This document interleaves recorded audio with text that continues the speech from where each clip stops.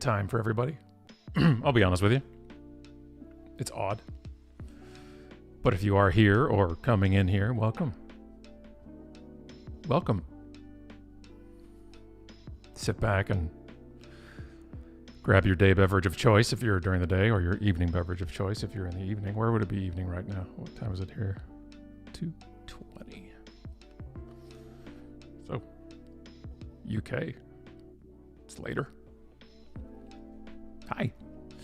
Welcome. So, one of the things right now that has gotten, not under my skin, but gotten me curious, has been the influencer and creator world. And what that does, the division it creates, and you are so right, Heather. I'm going to find the good spot for this. Yeah, that's good. That's good right about there. Yeah, that's true. Very true. Very true. So wherever you are, it's whatever o'clock it is somewhere. There's this, I asked on Twitter and LinkedIn, and I've brought this up in the past year or two with people as well, that you have the creator space, and then you have this influencer world. And being at somebody who's been dubbed both before we used the terms. So I would be considered an influencer on Twitter, especially back in 2010, 2011, but we weren't using the term influencer back then. It wasn't in the jargon that we used. Brands would use social ranking programs like a Radian 6, and it turned out that the data showed them that I, in Canada, was influential about coffee because I had tweeted about coffee, and I had a big following and an engaged following. So they chose me, among many others in Canada, for this big Tassimo campaign, which was a famous one that we wrote about in Unmarketing, and it was really creating influencer lists. And it was the same problem back then as it is now. There's nothing different. Everything has changed, but nothing is different, right? Where the visual or the storefront of a person was like, this is how many followers I have, and this is how wide I can cast my net, when the actual analytics was the engagement metrics. And that hasn't changed, hasn't new. We just labeled it. Same thing as being a creator. It was a more recent term. But then people take a term or a title and they want to either own it, protect it, or block it. And that's one of the issues right here. And welcome, Brianne, to it. And yes, if you want to go to Twitter, go to Brianne's Twitter timeline and check out the pizza she shared with about in Ohio, I think it was, how they cut the pizza. It looked like a grade 4 pizza party. That's what it looked like. So yeah, that was crazy. So the terminology is so when I ask people for definitions, they usually add layers to it. They add layers to the definition. So I asked somebody to define an influencer, and a lot of the times, especially people in a marketing role that I have found, because there's experience with it. You ask anybody on a day-to-day basis on the street, or I guess a virtual street at this point, there's not much of an opinion about it necessarily, because we're in a bubble here. We're in either a social bubble or a marketing bubble or something. So you always deal with the worst and the best, but also the worst. So when I say influencer to somebody, especially, if they're over the age of me being stereotyping here, but you're not a young influencer necessarily. The people just they roll their eyes and are like, "Yo, yeah, influencers." And I'm like, no, is an influencer one who has influence? And by that means then is you don't define yourself as that. Just as you don't define yourself as a leader. A leader is a verb. An influencer is a verb. Does it happen or does it not? Your title is manager, but leader is, will people choose to follow you? Leadership isn't about title. Leadership isn't about how many reports you have. It's about, if you go, I follow. By choice, not by obligation. That to me is a leader. And it comes with an influencer. An influencer isn't a title. It is something that is shown by data. But it's still the point of, are all creators influencers, or are all influencers creators? And I think when it comes to the social media side of things, the digital marketing world, that all influencers are creators, but not all creators are influencers. And then we have to come up with a definition of that. So I don't know what it is. So I'm trying to figure it out right now. So if you have thoughts about creators and influencers, but also can you give a definition of them without adding a certain bias to it, as in like, well, if you just, the eye roll, really it's the eye roll, not adding the eye roll to it. And where does that leave us? Because if we have to peel away the layers of it, and because I see people who are creators, well, people say, well, they create good content. No.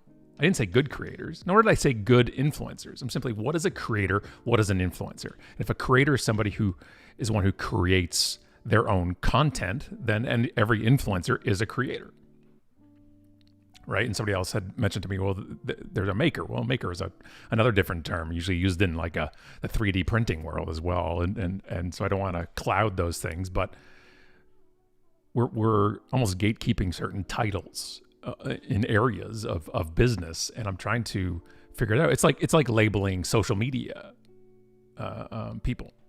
Like if you are a social media manager, right? And you see a lot of that. And by the way, if you're a social media manager right now, I don't know if you should get just a double raise or a year off or whatever it is. I think every month you worked in 2020, you should get a year off. So every month you live in you worked in 2020, especially since March. So let's do this. I'll put this in the campaign. So along with trying to figure out creator and influencer, I'm going to put forth to the Parliament of the world, the Congress of the world, that any social media manager that's worked from every month since March, you get a year off, a paid year off. I think that's a good thing. Hey, Rhonda, good to see you. I'm glad you're here. Yeah, and Heather says, it might not be your original idea, but it's over my face. Good God, Scott. Figure this stuff out properly. But, well, thank you. Yes, I appreciate being an expert in anything. Well, and Brianna, this is a great question. So what is stop moving this stuff around, Scott. How do you define a celebrity versus an influencer? I think that's the thing. That's part of it, really, because we start blurring those two lines. Celebrity versus influencer, and are they the same thing? Because it even goes back to this. When I first was interested in this brand, and that's a fantastic point, I actually was looking at things about disclosure. Okay, I was looking at disclosure rules where it came to, and thank you, by the way, for Aiden Taylor music for the music here. I'm just going to turn it off for a second.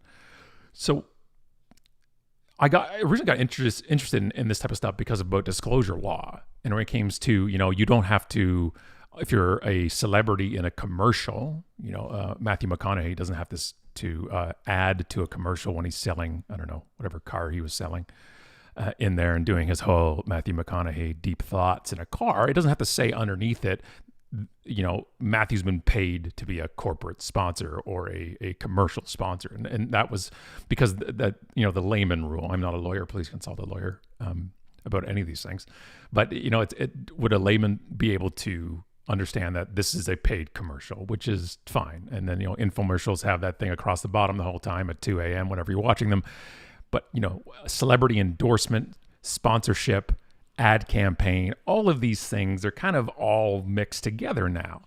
And I think a celebrity, that thing is blurred too, because my generation's view of celebrity, potentially, growing up a celebrity for me was like, it was Hollywood. Hollywood and celebrity. Famous was like an actor or an athlete, but I never...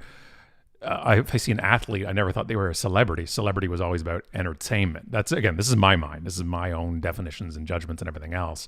But then we get into this world and then disclosures. And then so do celebrities have to disclose? Well, yeah, of course. And people are saying Kim Kardashian should have disclosed this. Well, she's an influencer. So celebrities can be influencers. I think once you get into this world of it, I think as influencers kind of talks about social media, but also everything under that. So the problem is we've made influencers about social media, but haven't included YouTube in social media necessarily. That's for creators. So are you a creator if you only create content on YouTube? Are you a creator if you just write blog posts? Is creators solely for video, whether it's YouTube or vertical video? And by the way, I have a whole other beef about vertical versus horizontal video. You just got me convinced to do horizontal and landscape after my kids have been yelling at me for years about it, and now I got to go vertical again. I don't understand. So that's the problem. Where does the definition go? Hey, Peter, good to see you. Creators makes new content, and influencers are freeloaders that show off other people's creations like hotels or experience. Well, this is the problem, right? We've added your own layer to it. That Peter, that definition right away gives a negative connotation to influencers, but that's not what I'm looking for here. Influencing. So a creator is the creation of it. The influence is the monetization of it potentially from a third party. That's what I'm looking at here. I'm not looking for opinions on influencers or creator good and bad. It's got to be a neutral definition here. I want to define creator versus influencer, not why one's good or one's bad, but is it a creator creates content? Therefore, if I'm a TikTok person that has a large following, I am a creator by creating TikTok videos. And then am I an influencer when I first get paid? Or am I an influencer because I have a highly engaged, or is that just a good influencer? And I know it's kind of some of it's semantics and everything else, but we need a real good definition sometimes of these type of things too. Chris says, good stuff. Thank you. I appreciate it. Brianne says, and now we have some who are YouTube stars and TikTok stars, such a blurry lines. I think anyone has influence, but not everyone is categorized as a star. Well, then star is subjective, right? Really, it is, because also influencers, you can't put a number to that. We never have been able to, because that's where we get into this problem in the first place when we start adding numbers, saying, but like we do it like a platinum record or a gold album where it's this many sales. So if you have 100,000 followers, you are a star on Twitter or whatever that is, which is great for the ego, does nothing for the industry. And that's the issue of understanding where these things fall. And one of the reasons also I've got into this is because I've also jumped into being even more of a practitioner again versus a pontificator of what I do. You know, speaking for 10 years on stage and doing it and enjoying it immensely. And just my only goal was getting from gig to gig 60 times a year pretty much for 10 years. I wasn't being not a practitioner about it. I'm a verbal columnist about these things, and diving back in over these past 7 months of going into it and really getting my hands dirty in this stuff. You just find this kind of real gap between that world. And I'm trying to figure it out. Like if you're a YouTube creator, especially, like you find this kind of this growth of somebody where they're like, when they build, if they came through YouTube and they built that following, they built the audience, you know, they don't want to be referred to ever as an influencer or something, or they go to TikTok or Instagram. They were a creator to begin with. But if you go from TikTok, you know, or, you know, Vine or something like that before into YouTube, you have this resistance from some creators on YouTube. They're like, oh no, they're a TikTok. They're not a creator or not this. And it's kind of a weird gatekeeping type of stuff too. It's odd. Rhonda says, words matter. I really appreciate this topic. Isn't influencer about the effect? Reminds me of the word leader in that way. Creators less about effect or quality, and more about product coming into being. And and this is what I'm trying to get at. I think I didn't ask a question to then tell everybody who doesn't agree with me they're wrong. So Peter, I apologize for that part of it. But you're Rhonda. This is exactly what I'm thinking about. Is that it's about what it's doing. And I believe that too. Influencer is about effect. I think you don't necessarily call yourself one when it comes, and we're talking about marketing, us, you know, in the marketing world, that what do you consider one? What does the title go into? Because when you're looking at an agency or doing marketing, right, you're not searching for necessarily always creators. You're searching for the influence they have as well. I don't mean it has to be 1 million people. It can be 20. And if you make a video, and a very specific video for a very specific audience, and 20 of them watch it and 10 of them click, you're an influencer. You're a creator who have influenced something and gotten paid from a third party to do that. Therefore, you're an influencer. It's the metrics, it's those numbers originally, the surface metrics, that cause a real problem to it. And I'm seeing this as an issue. What's up, Blair? Blair says you're an influencer when you shape people's behaviors, choices. And that's really what that is. This is what the kind of stuff I'm looking for, right? An influence can influence behavior. That to me is an influencer, but I'm also trying to gather the opinions outside of what I agree with this. But I really think that influencers influence, creators create. That's writers write, and creators usually has been held to the video aspect of stuff, I think. Oh, Michael says, unless, of course, you bring the creative idea forward, which provides a new platform in which to influence. Yeah, there's a lot of layers you can go. So a random LinkedIn user asks me, are the Detroit Lions still breaking your heart, or have you figured it out? I'm going to figure out first who this LinkedIn user who did this, and I don't know why you're not on here, but I will find out. Yes, my Detroit Lions. Have I figured it out? Yeah, I figured out being a Detroit Lions fan a long time ago. Just don't have hope, and I'll be fine. We had not have figured out. No, we haven't. I don't know what we're going to do with our coach or a bunch of other things. So, anyhow. Cassandra says, isn't it just the difference of building content? Light, and by the way, nice last name. One letter different from mine. Stratton. Isn't it just the difference of building content? And that's the question. Oh, look, a light went out. That's cool. Real time live. Forgot to check the battery on it. But yeah, that's the thing. Isn't it about building content? Well, that's what I would think on the surface, but it doesn't seem to be that way when it comes to the industry. So I don't know. And Rhonda says, the word creator is like the word speaker to me. They mean so much, arguably too much. And as a verb forms, anyone might legitimately claim them. Yeah. Are you speakers, you speak. Well, if you've spoken, then you're a speaker, right? Right. So, and Allison, thank you. It's more interesting than the confirmation hearings. I appreciate that. This world is nobody's right. I'm just trying to find a definition of something that says, okay, because, one group doesn't want to be called that too. Oh, and by the way, we launched the new site and the new UnNewsletter today. And, it's been a chore.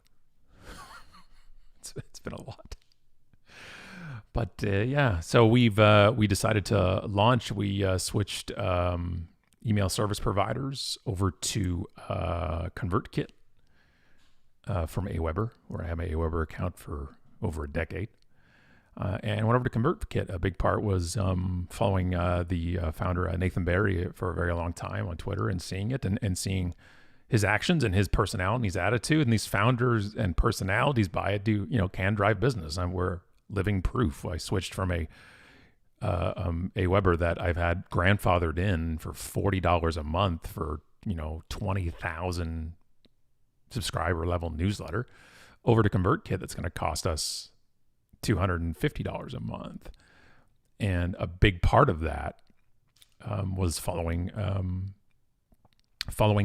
Nathan on Twitter and just seeing his attitude and seeing what they do and also how they've reacted in the past few months and how a brand and how you as brands respond during a crisis is how you'll be remembered long after the crisis is over. And we decided we want to live our values. We want to live these things to the next level of what we can do. And following Nathan and seeing what they believe in, what they do, and their stances and what they support, it was time to pull it. And it's also like pulling teeth because it's a hard move. It's a big thing to do. And we switched, site hosts and email service providers. Well, everything. We did it all, and we did it all here in house. And so it was a big shift and a big move, but we were very happy with the end result, the end product. And we went to have a full on change to the front page of the site as well. So let me show you who's watching right now. I'll move it over to this. Let's see if I can do this in Ecamm here. Oh, there it is. Yes, you can see it here. So you can see this is the front page of the site.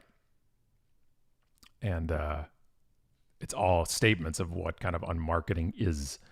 And, it's different. And we haven't done big, but we moved the site from being, based on kind of Allison and I on the front page and in the banner and everything to the concept itself. And because we never really had defined what really unmarketing comes down to. And we had, over 250,000 words written from Allison in the 6 books and had never put most of them on the site or in articles or in posts. And that's because that everything was serving a purpose. The whole goal of almost everything we were doing was getting me on stage to do keynotes, and it was working wonderfully, and there was no reason to really change too much. And that's all changed. So we decided, let's put it out there. And because marketing was created originally for entrepreneurs, people who were starting their own businesses and looking for a different way to do it, a more kind of authentic or organic way. And it's certainly grown from there. Even on marketing, the first book was written for an entrepreneur, but luckily for us, it caught on corporately and academically, but it was always entrepreneurs, always people just starting the show and doing their thing, and the ability to make changes and the ability to stand up for things and stand by things. And that was us. And that's how we came up with the 3 words of authenticity, integrity, and community. And we do believe it. We believe that if you are your authentic self, you have no competition. We believe that integrity is not a renewable resource. And we believe that community is a verb. It's what you do. It's what you do for each other. And that's a big part. And well, thank you, Michael. I do agree that Allison is very photogenic, and I may be too. But it's a big shift. It's a big change and a big structure. But then also when you move hosts and everything else too, you don't want to break all the things, because unmarketing.com had a lot of SEO juice in it. And but there we go. We moved it. We moved it over, set up the basement studio here, put some of the statues up behind me, statues up behind me there, which is awesome. It's been cool to shift and cool to change, and so we put up some things right there. Is the first tweet. You can't see it, but it's the first tweet I ever sent to Allison. It's the Jackass Whisperer poster on marketing cover. There's Batman down below there, and the books, and the Joker. Gamorrean Guard. Look, I'll get it out of the way.